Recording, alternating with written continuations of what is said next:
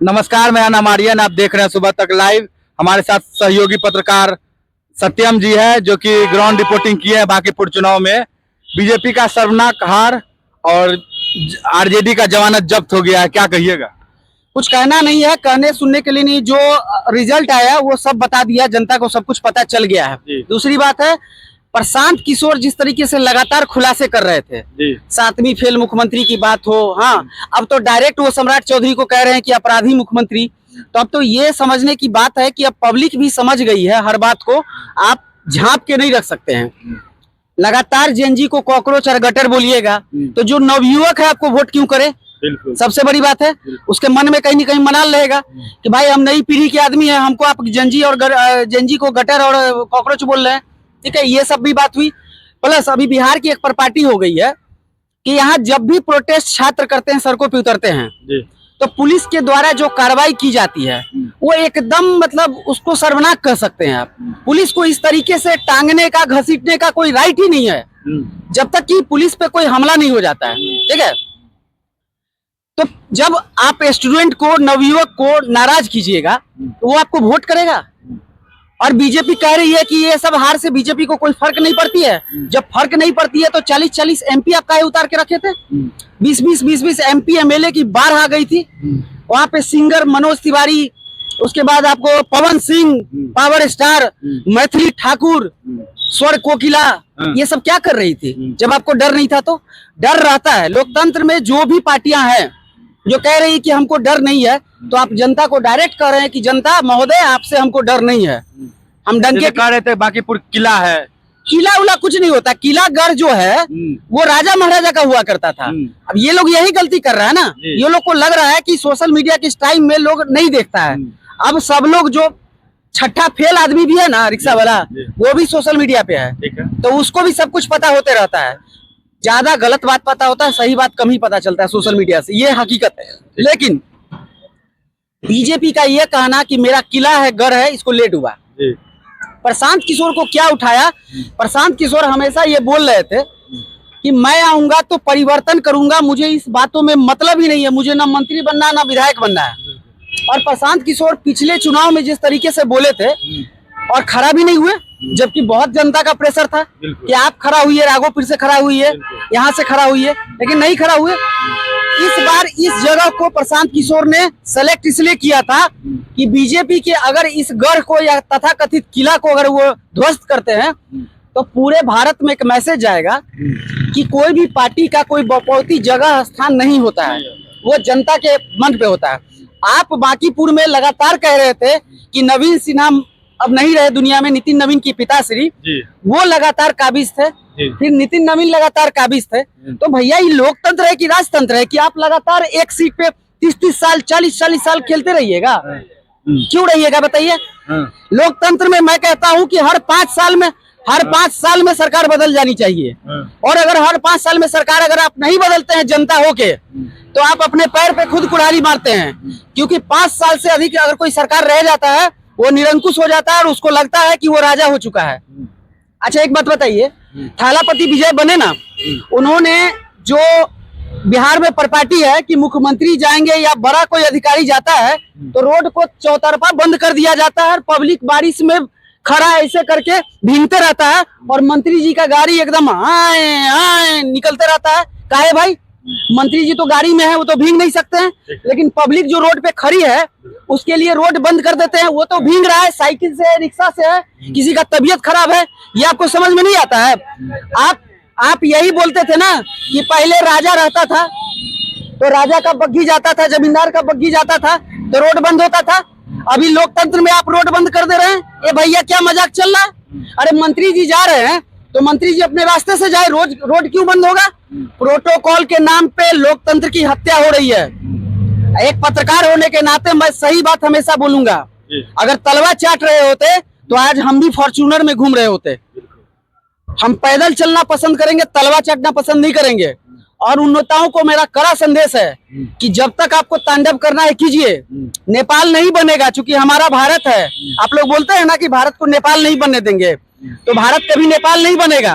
भारत का इतना अभी दिन खराब नहीं हुआ है, ठीक है, लेकिन भारत असली भारत जरूर बनेगा।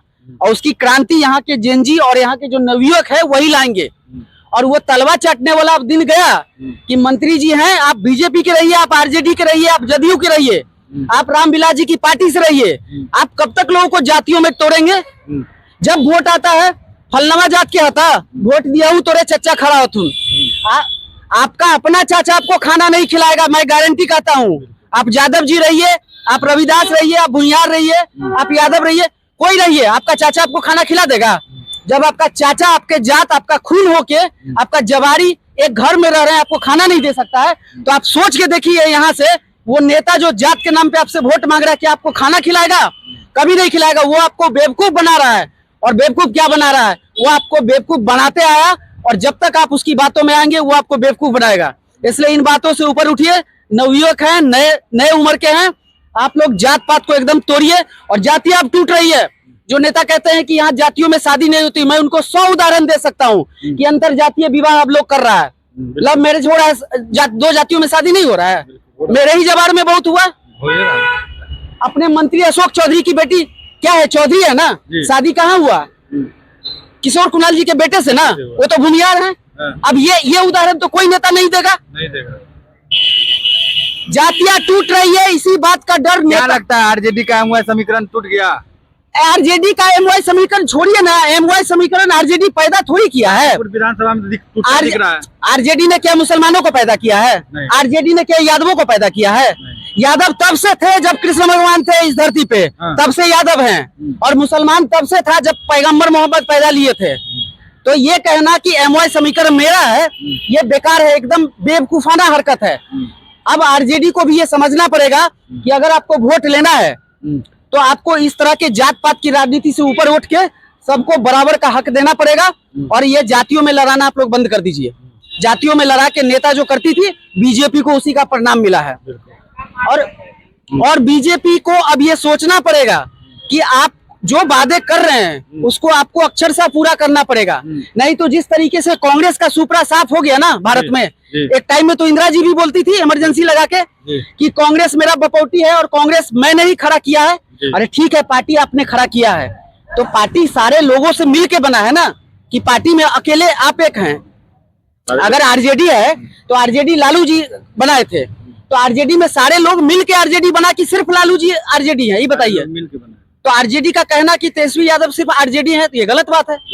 बीजेपी में कहना कि बीजेपी में नरेंद्र भाई मोदी बीजेपी है तो ये गलत बात है। अभी मैं देख रहा हूँ ऊपर पार्टी कि कोई आदमी किसी नेता पे प्रश्न पूछता है, मैं अगर मोदी जी पे प्रश्न पूछ दूं तो कह देंगे कि देशद्रोही है, ये बीजेपी का विरोध कर रहा है। भाई बीजेपी का विरोध करना देशद्रोह कहाँ से हो गया? बीजेपी एक राष्ट्र नहीं है, बीजेपी राष्ट्र के अंदर का एक पार्टी है, इस बात को समझिए।